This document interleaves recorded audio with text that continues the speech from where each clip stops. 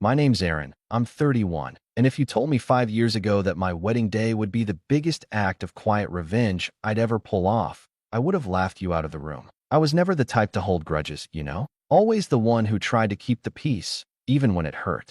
But when your own family spends most of your life reminding you that you're unwanted, something inside you eventually changes. It's not an explosion, not a meltdown. It's slower, colder, like a door inside you quietly locks, and you throw away the key without even realizing it. Growing up, I was the weird one in my family. Not rebellious, not a troublemaker, just different. While my siblings, Mike and Jenna, were all about sports and popularity, I was the kid who loved books, played chess, and wanted to talk about space and history at the dinner table. You'd think being different would just mean some teasing, maybe a little distance. But in my family, it meant something more cruel. Exclusion disguised as just kidding, or you wouldn't enjoy it anyway. It started small. Birthday parties where my invite must have gotten lost. Family outings where someone forgot to tell me. I learned not to take it personally, or at least, I tried. But then came the weddings. First Jenna's when I was 22. She sat me down a month before, big fake smile plastered on her face, and said, "Aaron, I just think it's better if you don't come. It's going to be a very normal wedding. Not really your scene." I remember staring at her, blinking, wondering if I was hallucinating. She hugged me like she was doing me a favor and promised to send pictures. I didn't go. I didn't fight it. I didn't even cry, though the lump in my throat made it impossible to eat for days. Mom and Dad brushed it off like it was no big deal. "She's the bride. She gets to choose," Dad said gruffly, barely looking up from his newspaper. Mom added, "Besides, you would have been miserable there, surrounded by all those people you don't know." As if I wasn't family too. As if I hadn't grown up with half the people on her guest list. Then came Mike's wedding 2 years later. This time, they didn't even bother pretending. I found out about it through a Facebook post, a blurry, candid shot of my entire family dressed to the nines, laughing around a banquet table. The caption was something smug like, "Family is everything." I sat there staring at the screen, my stomach twisting into knots. Not a single call. Not a text. Nothing. Just radio silence, and then a public reminder that I wasn't part of the club. You'd think after all that, I'd be done with them. Cut my losses, move on. But hope's a stubborn thing. It clings to you even when it shouldn't. I kept trying. Holidays, birthdays, random check-ins. Sometimes they'd respond, sometimes not. When they did, it was always with this thin layer of politeness stretched over obvious disinterest. They'd ask about work in a tone that said they didn't really care, or mention how quiet my life seemed, like that was some kind of failure. Every visit felt like stepping onto a stage where I was playing a part nobody wanted to see. The final straw wasn't even a big blow-up. It was a random Saturday afternoon, about a year before my wedding. I'd driven an hour out to Mike's new housewarming party, lugging a gift card and a smile, determined, stupidly, to keep trying. When I got there, I rang the doorbell 3 times before Mike finally opened the door. He looked genuinely surprised to see me. Hey," he said, scratching the back of his neck awkwardly. Mom said you probably wouldn't show." "I'm here," I said, forcing a grin. "Brought you a little something." He took the gift card like it was a bomb about to go off. Inside, the house was packed. Laughter, music, the smell of barbecue. I recognized faces, people I'd grown up around, but no one really seemed to recognize me. Or maybe they just didn't care. I mingled for a bit, trying to make conversation, but it was like shouting into a void. People gave me polite smiles, and then turned back to their real conversations. I felt like an outsider at my own family's gathering. The kicker? Later that night, someone, I think it was Jenna, half drunk and slurring her words, laughed loudly across the yard and said, "Well, at least Aaron didn't ruin anything today. Must be a new record." The whole table burst into laughter. I stood there, frozen, the plastic cup in my hand cracking under my grip. No one defended me. No one even looked guilty. It was just another joke at my expense, another reminder that in their eyes, I was a burden, a punchline. That was the night I decided I was done. Not loudly, not dramatically. I didn't storm out or make a scene. I just left, slipped out the side gate while they were busy laughing, drove home in silence, and deleted the group chat from my phone without another thought. Fast forward a year later, and something amazing happened. I met Lisa. She was everything my family wasn't. Warm, kind, actually interested in who I was as a person. She loved my nerdy facts, my quiet nature, my bad puns. For the first time, I felt seen. Truly seen. When I proposed, she said yes with tears in her eyes, and we started planning the wedding almost immediately. We both agreed we wanted it to be small, close friends, chosen family, people who actually cared about us. As we sat one night with our guest list spread out in front of us, Lisa hesitated. "What about your family?" she asked gently. "Do you want to invite them?" I thought about it. I really did. Thought about extending an olive branch, about how weddings are supposed to bring people together. Then I thought about the look on Jenna's face when she told me I wasn't welcome. The smug Facebook post. The drunken jokes. The years of being treated like a ghost at my own family events. "No," I said finally, my voice steady. "I don't." Lisa just smiled and kissed my forehead. "Good. Because I want this day to be about love, not obligation." Word got out anyway, of course. Small towns have big mouths. A week after we sent out the invitations, I got a text from Mom. "Heard you're getting married. When are you sending our invites?" No congratulations. No warmth. Just an expectation. Like it was a given they'd be included, no matter how they'd treated me. I stared at the message for a long time before replying. "There's no invitation," I wrote simply. The explosion was immediate. Group text blew up. Angry messages poured in from Mom, Dad, Mike, Jenna.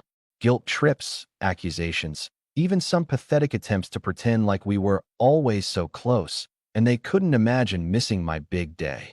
Jenna even went so far as to post a vague, passive-aggressive Facebook status. "Funny how some people forget where they come from. Hope they enjoy their little party without real family." I didn't respond. I didn't argue. I didn't even read most of the messages. Instead, Lisa and I poured all that energy into making our day exactly what we wanted it to be. Friends who cheered the loudest at our engagement. Coworkers who'd seen me at my lowest and lifted me back up. Neighbors who treated me like family when my own blood didn't.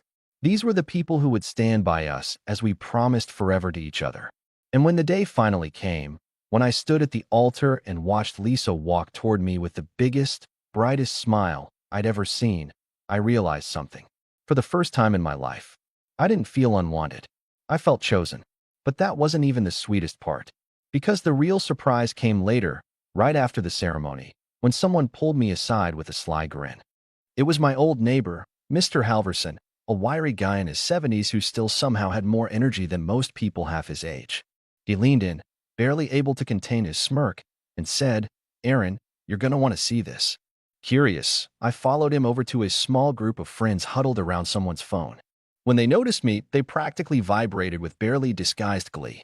"Look what's blowing up on Facebook," one of them said, turning the screen toward me. There, in real time, was a series of frantic, angry posts from Jenna, Mike, and a cherry on top, my own mother. Status after status complaining about how selfish I was, how family means forgiveness, how no matter how someone hurts you, blood is blood, and you shouldn't turn your back. It was pure, messy, public meltdown gold. Jenna's post was the most dramatic. "Can't believe my own brother would exclude us from his wedding. After everything our family has done for him. Absolutely disgusting behavior. Some people just don't understand the meaning of family." Someone had commented underneath it, "Didn't you leave him out of your wedding?" No response. Just a bunch of defensive likes and a handful of equally petty comments from her friends trying to back her up. Mike's was even worse. "Guess Aaron forgot who helped raise him. Maybe he'll remember when he's all alone someday." Another commenter responded, "You didn't invite him to yours, right? Sounds like karma to me." Mom's post was the most pathetic of all. A blurry photo of a family gathering, an old one, years ago, with a passive-aggressive caption, "Some people forget who loved them first." Loved me? I almost laughed. When had they ever really loved me? I could feel the eyes of my friends on me, waiting for some reaction, maybe anger, maybe sadness. But I just shook my head and smiled. Because standing there, with Lisa's hand slipping into mine and our wedding party laughing and cheering behind us, it finally hit me. I didn't owe them anything. I wasn't the lonely, desperate kid anymore, begging for a seat at their table. I had built my own table, my own life, my own family, and they weren't welcome at it. The reception went on like a dream after that. We had rented this cozy little vineyard just outside of town, and the weather was perfect, the kind of sunset you only see once in a lifetime, gold and pink spilling across the sky like someone had painted it just for us. Lisa and I danced under fairy lights while our friends cheered and toasted and sang way too loudly. The cake was a little crooked, the playlist skipped once or twice, and someone spilled a drink all over the dance floor. It was perfect. Still, the drama wasn't over. Not by a long shot. The next morning, I woke up to my phone vibrating so hard it fell off the nightstand. Dozens of missed calls. Voicemails. Texts. At first, I thought maybe, just maybe, they'd finally cooled down. Maybe they wanted to apologize, to make amends. But when I opened the first voicemail, it became crystal clear that wasn't the case.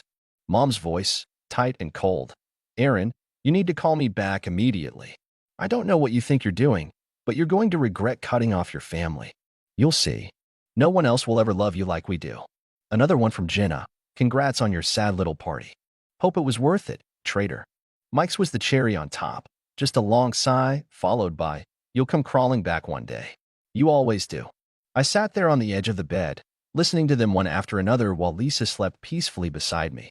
Every angry word, every guilt trip, every threat, it all rolled off me like water. It didn't hurt anymore. It didn't even sting. It just sounded pathetic. I could have replied. Could have sent a long, scathing message. Could have ranted and raved and told them exactly what I thought of them. But instead, I did the one thing they never could stand. I ignored them. I blocked every number. Deleted every message. Shut the door permanently this time. Later that afternoon, Lisa and I sat on the back porch of our rental cabin, watching the sun sink behind the hills, sipping cheap champagne straight from the bottle. She leaned her head against my shoulder and whispered, "Any regrets?" I thought about it for a second. "Nope," I said, squeezing her hand. "None at all. Because in the end, they were right about one thing. Family is everything. But sometimes, you have to choose the right one." And I had. It didn't take long for the silence to get under their skin. For the first few days after the wedding, it was just noise, angry voicemails, furious Facebook posts, passive-aggressive texts sent at all hours of the night. I ignored them all, choosing instead to sink into newlywed life with Lisa. We slept late, explored little towns hand in hand, and laughed about stupid things like how I always lost the hotel key and how she could never finish a cup of coffee before it went cold. It was peaceful. It was exactly what I had fought so hard to find. But apparently, peace was something my family couldn't handle, not when they weren't in control. The first shift came about a week later. The text from Mom changed tone. Less rage, more desperation. "Family should stick together. Call me. We're still your parents. We deserve to be part of your life. Think about how hurt we are, Aaron. After everything we did for you." Still no apology. Still no acknowledgement of what they had done. Just this twisted, manipulative version of reality where I was the villain for finally walking away. When that didn't work, they doubled down. I got an email from Dad, an actual email, which was hilarious because the man could barely figure out how to unlock his phone without help. It was short, blunt, and painfully transparent. "We're still your legal family. Don't think you can erase that. No love. No regret.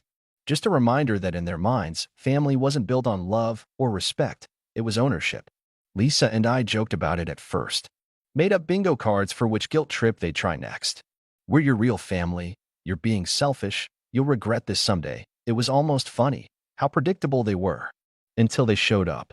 It was a Wednesday. Mid-morning.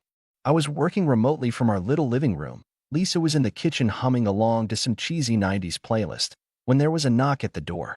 Not a normal knock, either loud, frantic, impatient. Lisa froze, spatula halfway to the stove. "Expecting someone?" she asked. I shook my head slowly. A bad feeling settled heavy in my gut. I crossed to the door and peered through the peephole, and sure enough, there they were. Mom, Dad, Jenna, and Mike. All crammed onto the tiny porch like they were posing for some grim family portrait. Mom had a casserole dish in her hands like some awful prop, smiling this stiff, unsettling smile. Dad stood stiff and glowering beside her. Jenna was wearing sunglasses like she was shielding herself from me. Mike looked bored, scrolling through his phone. I didn't open the door. Instead, I cracked the window just enough to hear them. "Hi, sweetheart." Mom called, overly bright. "We thought we'd come by and talk. You know, as a family." Her voice was sweet, too sweet, the kind of sugary tone she used when she was trying to hide the fact that she was furious. "No thanks," I said calmly. "We're busy." There was a beat of silence. "Aaron," Dad barked, stepping closer. "Enough of this nonsense. We're not leaving until you come out here and face your family." Lisa appeared behind me, hand slipping into mine, her face pale. They're not going to just leave, are they? She whispered. No, I said quietly. They're not. I watched as Mom's fake smile faltered. She set the casserole dish down on the porch railing with a loud clunk and crossed her arms. This isn't you, Aaron, she said. You're not this cold, this cruel. Her voice cracked, just enough to make it sound like she was the real victim here. Like years of exclusion, mockery, and dismissal had never happened. You're letting her poison you against us, Jenna chimed in, pulling her sunglasses down just enough to glare at Lisa. That was enough. I opened the window a little wider, met Jenna's gaze head-on, and said, Nobody poisoned me. You did that all on your own. The smile slipped completely off her face. Mike finally looked up from his phone, scowling. Aaron, seriously, he said. Grow up. You're throwing away your real family over. What? Some hurt feelings? Boo-hoo.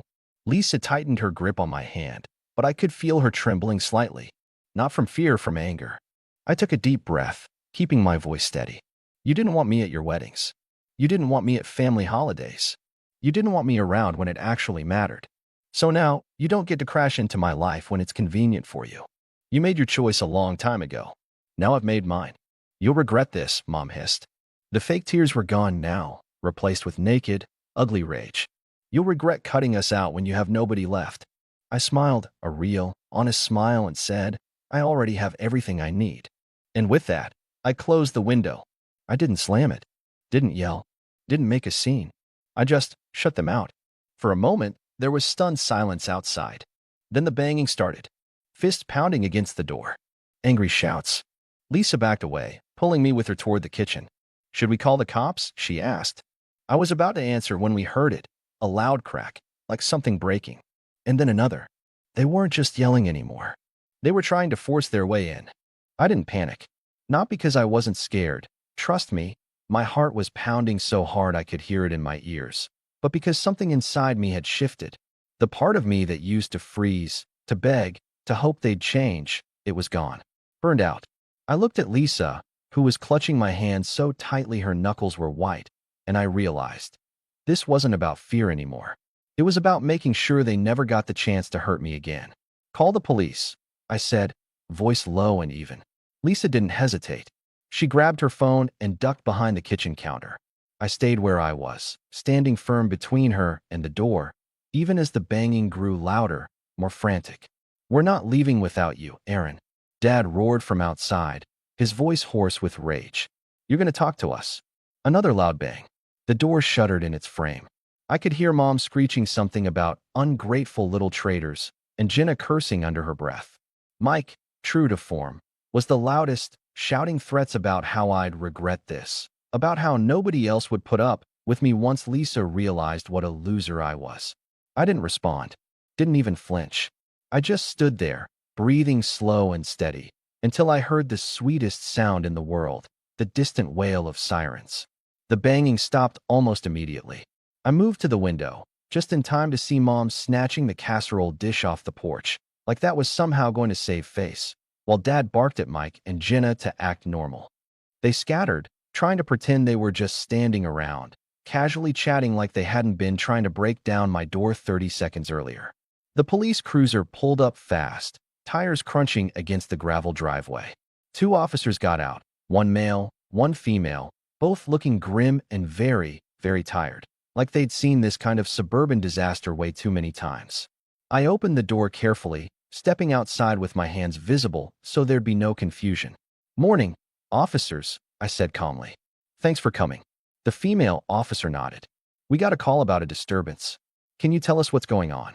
Before I could answer, Mom rushed forward, casserole dish still clutched in her hands like a ridiculous shield. This is our son, she gushed, all fake tears and trembling voice. We're just trying to talk to him. He's been brainwashed by her. She jabbed a finger toward the house where Lisa was peeking out from behind the curtain. And now he thinks he can just cut off his family. The officer blinked, unimpressed. So you were trying to force entry into the home? No, Mom gasped. We were just... He wouldn't open the door, and we needed to. We needed to talk. Dad stepped up, looming like he always did when he thought intimidation would work. We have a right to see him. He's our son. The male officer sighed, pulling out a small notebook. Sir, It doesn't work like that. He's an adult. You have no legal right to enter his home without permission. If you continue to harass or threaten him, he can press charges. The color drained from Mom's face. Jenna started muttering under her breath. Mike actually had the gall to roll his eyes like he was the one being inconvenienced. I took a deep breath and said, loud enough for all of them to hear, I want to press charges for trespassing and attempted forced entry. And I want a restraining order. For the first time all morning, the whole porch went completely silent. Mom's mouth dropped open. Dad's face turned an alarming shade of red. Jenna's sunglasses slipped down her nose, and Mike actually took a step back like he couldn't believe what he was hearing. You don't mean that, Mom stammered. Aaron, we're family. The word, family, snapped something clean in me. Not with anger. Not with grief. Just finality. I looked her dead in the eyes and said, no, we're not. Not anymore. The officers separated us after that. Took statements. Asked questions. Lisa came out eventually, holding my hand the entire time, steady and solid as a rock. My family kept trying, begging, pleading, threatening. They flipped between tactics so fast it would have been comical if it weren't so sad. Mom wept about losing her baby. Dad muttered about ungrateful brats. Jenna tried to shame me, ranting about how nobody turns their back on their family unless they're broken inside. Mike just sneered, like the whole thing was beneath him. The officers weren't moved. They issued them a formal warning right there on the spot and made it very clear that if they ever showed up again, even once, they'd be arrested. I filed the paperwork for the restraining order that afternoon. And just like that, with a few signatures, a few hard lines drawn in the sand, the door slammed shut forever. The days that followed were strangely quiet. Eerily so. No more angry calls. No more guilt trips. No more desperate Facebook posts. It was like they finally realized they'd lost whatever power they thought they had over me. I won't pretend it didn't hurt sometimes. There were moments, small, sneaky moments, where a part of me missed the idea of family. Missed what could have been if they had been different people. Holidays were hard for a while. Seeing other families smiling together, laughing over shared memories, it left a hollow ache in my chest that took time to fill. But it did fill. Slowly, with better people. Real friends. Chosen family. People who didn't love me because they had to, but because they wanted to. People who saw me for who I was and stayed. Lisa's parents, who welcomed me like a second son without a second thought. My coworkers, who threw us a surprise post-honeymoon party with a cake that said, "Welcome to your real family." Neighbors who dropped off casseroles and homemade cards when they heard about the restraining order, not because they pitted us, but because they respected the choice to cut out toxicity. Piece by piece, the life I'd always wanted came together. Not the life they tried to force me into. Not the life they abandoned me in. My life. About 6 months after the wedding, Lisa and I hosted a little barbecue at our place. Just close friends, good food, lots of laughter. At one point, I stepped back, beer in hand, and just watched. Watched my wife laughing with her best friend over burnt burgers. Watched our neighbors' kids chasing each other around the yard with water guns. Watched a group of people who genuinely loved and accepted me, exactly as I was. And I realized they hadn't just missed my wedding. They had missed everything. Every good thing that came after. Every milestone. Every celebration. Every ordinary, beautiful day. All because they couldn't be bothered to love me the way I deserved. And for the first time in my entire life, I didn't feel sad about it. I felt free. Truly, finally, completely free. And I wasn't ever giving that up again. Not for anything. Not for anyone. And certainly not for people who only ever saw me as something they were entitled to control. As the sun dipped low and the fireflies came out, Lisa slipped her hand into mine and leaned her head on my shoulder. "We made a good life," she whispered. I smiled, kissed the top of her head, and whispered back, "Yeah, we really did." And this time, I knew, without a doubt, that nobody could ever take it away from me again.